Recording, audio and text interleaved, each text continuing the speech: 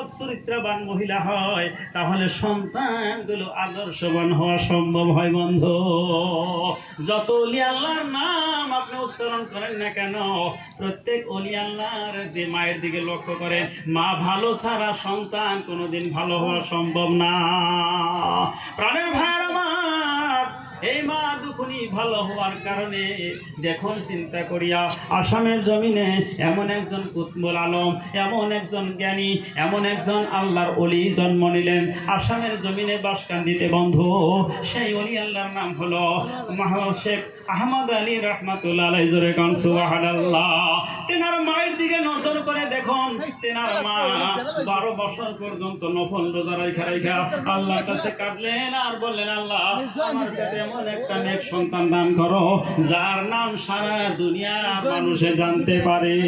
মহাজন দোস্ত বন্ধু, বাসকান্দি হুজুর যেদিন দুনিয়া থেকে বিদায় হয়ে গেলেন, শুধু যে মুসলমানরাই কান্দাকাটি করছে তাই না, আমার বন্ধুরা, হিন্দু মানুষেরা পর্যন্ত চোখের পানি রুমাল দিয়ে মুছে ফেলছে। কারণ হইল তিনি সৎ একজন পুরুষ ছিলেন। জোরে কোন সুবহানাল্লাহ। এটা কিসের কারণে? কেবলমাত্র মা দুখনি নেককারী হওয়ার কারণে। কথা ঠিক কিনা আমার বন্ধুগণ? যে কোনো ওলি আল্লাহর দিকে লক্ষ্য করুন। আমি আর আগেও এক জায়গায় ওয়াজ করেছি, আমার প্রাণের ভাইয়েরা, সাহাবা কেরাম। সাহাবা কাকে বলা হয়? সাহাবা হওয়ার শর্ত আছে, এমনি এমনি সাহাবা হওয়া যায় না। সাহাবা হওয়ার 1 নম্বর শর্ত হইল আল্লাহ রাসূলকে দেখতে হবে স্বচক্ষে। জোরে কোন সুবহানাল্লাহ। এটা হলো 1 নম্বর শর্ত।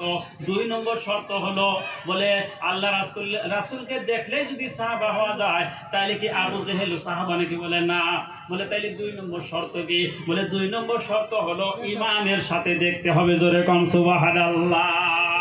বলে আব্দুল্লাহ বিন উবাই ইমানের সাথেই তো আল্লাহ রাসূলকে দেখছিল, তাইলে কি সে মানে সাহাবা হলো নাকি? বলে না, সে মুনাফিক। মুনাফিক সম্পর্কে আল্লাহ বলেন,